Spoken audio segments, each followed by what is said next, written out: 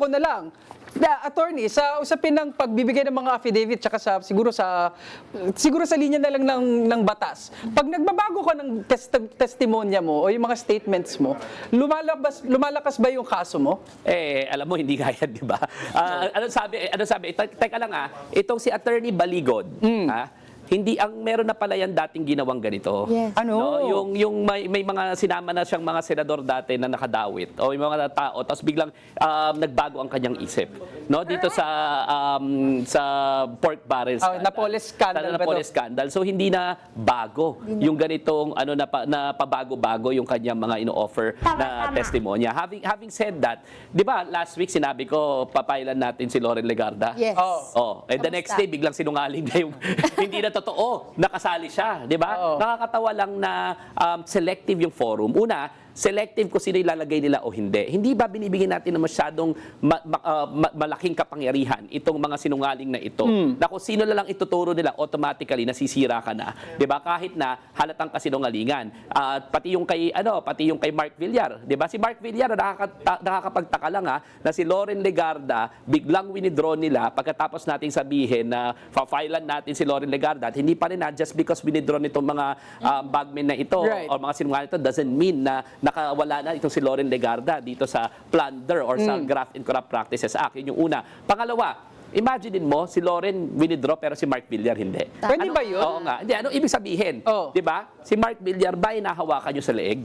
At minimake sure ninyo na sumama pa bago magbotohan. Para luminya. Para luminya. Para ang next yun namang i-withdraw, itong si Mark Villar. No? Tapos si Vicente Soto, sinabi ninyo, binigyan, hindi naman siya Senate President, hindi nga siya legislator. Si Manay Laila, yung pare. Diba? Sinabi na natin ito lahat last week. Pero ang nakakainis, yung development is, sinamon sila nung legitimate na Blue Ribbon Committee, hindi nagpakita, ang ginawa na naman nag-press conference sa office ni Robin Padilla. So ibig sabihin, nandun din pala yung ilang mga senador, pero hindi lang sila pumunta sa plenary para matuloy ang Blue Ribbon Committee. Sa session, sa hearing ng Blue Ribbon Committee. No? Ang nakakainis, again, ang ginagawa na namang forum is Facebook Live.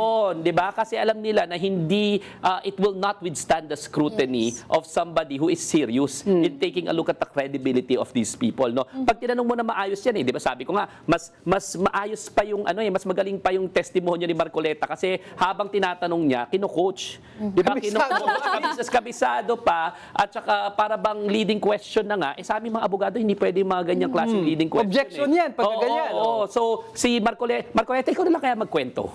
No, ikaw na lang magkwento, mas alam mo di ba? Ikaw ba kumamada? Ikaw ba gumawa niyan? Noon pa man, nung unang presenta ito, mas alam mo pa, kinokorek mo pa yung testimonya, no? So, meron akong suggestion sa'yo, Marcoleta, no? Magpanggap ka na lang, tuloy kasunungalingan naman lahat na pinagsasabi niyo, magpanggap ka na rin lang na nag-double ka as bagman ni Saldico.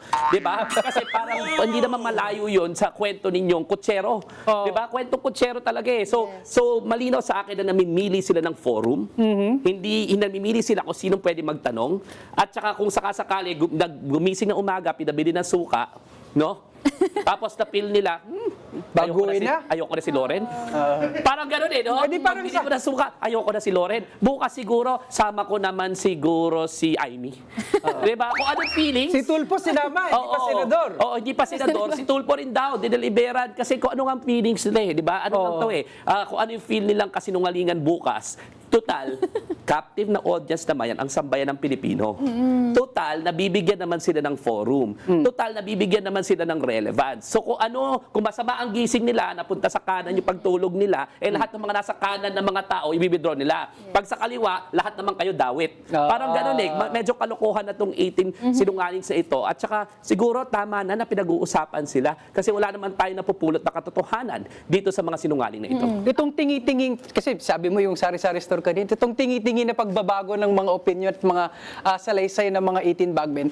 Gusto na natin taong bayan malaman ng katotohanan. At kung ang magiging kampyon na magsasabi ng katotohanan nyo, mga taong pabago-bago ang pananalita, batay sa ihip ng hangin, wala namang kredibilidad. Talagang parang sinasadya bang ilayo sa katotohanan at para lang maipasok sa certain na naratibo o kanilang konklusyon.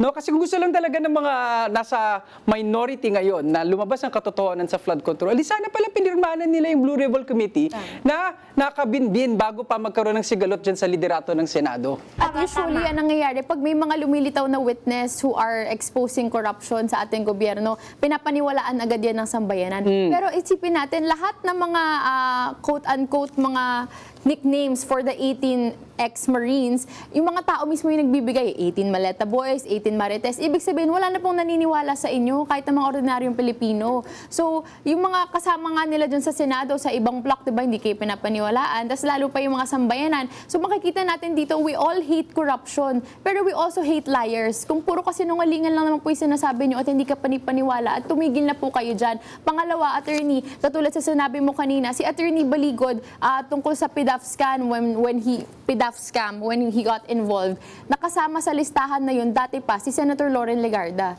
And then, may history na nga na tinanggal na niya ulit din sa listahan si Loren Legarda. Ngayon, binalik na naman niya.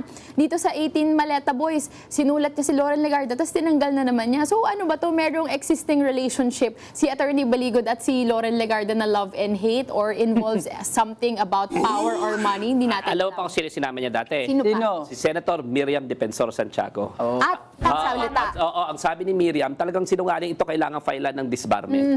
Diba? Tapos biglang the next few days, hindi na raw kasama si Miriam Defensor. Ano ba klase yan? na ba itong mga niluluto ni Attorney Baligod? Alam mo, para sa akin dapat tingnan na talaga mabuti kung ito ay karapat-dapat maging abogado. Oo nga, wala bang ethical standards? Di ba, I'm sure merong ethical violation yung ganyan. Right from the moment, kung ikaw ang abogado, ikaw nagte-testify, nagulat ako na si Baligod mismo ang nagte-testify dito sa Peking Blue Ribbon Committee. Siya din tinatanong, tapos nagka-calculator sa kamay, mga 800 billion, mga 200 plus million a week. Di ba? Walang categorical statement na kung magkano talaga, ano talaga, kailan talaga, alam mo naman yan, Attorney Baligod, na hindi yan papasa sa korte. Yes. Kaya nga nagsha-shopping ka ng forum Di ba? Ang nangyari na nga noon, di ba? In-execute nyo to, sinabit nyo sa ombudsman. So bakit hanggang ngayon, nagfe-Facebook at nagpa-press conference pa kayo, pero yung tamang mga katanungan, hindi na dapat, yung tamang mga forum, hindi nyo ina-attendan. Sa aking palagay lang whoever is the Blue Ribbon Committee, ano ba yan? Gatchalian Blackman yan, Erwin Tulfo man yan, or si yung Calamar Coleta man yan, I think the Senate should stop investigating this. Bakit? Kasi you cannot investigate your own. Yes. Diba? So tama na, sayang ng oras ng taong bayan, kahit na sino ka pang Blue Ribbon Committee ka, kahit sino pang under leadership, stop making a mockery of our Senate. Senado po namin yan. Pera po namin, ang ilaw, ang aircon, ang mga pinapasweldong staff dyan. Tapos, in-allocate ninyo doon sa 18 na sinungaling, and then the Senate is really incapable of investigating its own. Ang mga kasama dyan, sila Jinggoy Estrada, ang kasama dyan, sila CLTG Builders, ang kasama dyan, di ba, ang mga dinadawit dyan, yung mga tao, katulad nila Loren Legarda.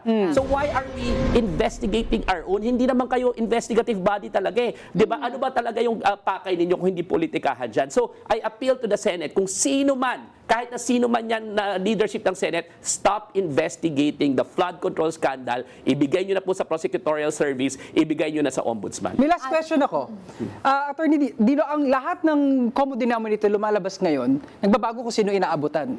Itong mga 18 bagmen ba ay maaari ding makasuhan? Kasi parang yun lang hindi nagbabago Sila nag-aabot, sila nangungulekta. Bago sagutin ni Attorney yan, dagdag ko lang yung sinabi ni NBI Director Matibag na may isang kamag-anak ng isa sa mga 18 marites na ito na pumiyok na sinabi na napangakuan po itong 18 Maleta Boys ni Congressman Mike Defensor ng tigpa 5 million pesos para magbigay ng false testimonies. Si NBI Director na nagsabi niya na based sa kanyang source. So isang ano rin yun, factor na dapat pwede silang kasuhan at investigahan.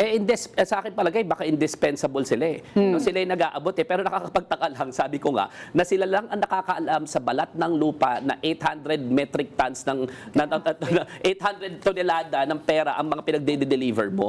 No? So medyo kalokohan talaga to. Pero dapat kasuhan rin talaga sila kung indispensable sila. Alam mo, kahit na Marines ka, kahit na sino ka pa, mayor ka, congressman ka, senador ka, hindi mo kailangan sundin ang illegal na order. Yes. At alam mong illegal yung inaabot pala yung mga pera na yan, talaga may kasalanan rin itong mga maleta boys, itong 18 sinungaling. Last na, gusto ko lang sabihin dito sa 18 na taong ito ha, ginagamit po kayo. Yes. Wag po kayong magpagamit. Isipin nyo na lang po yung mga kapamilya ninyo. Isipin nyo na lang po yung mga kaanak ninyo. Isipin nyo na lang po yung taong bayan na tinitingnan kayo at yung buong pamilya ninyo. Sa akin lang, no? Wag po kayong magpagamit dito sa mga masasamang elemento na to. For what? For temporary compensation, no? Marami po sa inyo, sinabi nyo nga, mga ex-Marines kayo, may pagmamahal kayo sa bayan. Yun ang tingin natin. May pagmamahal kayo dati sa bayan.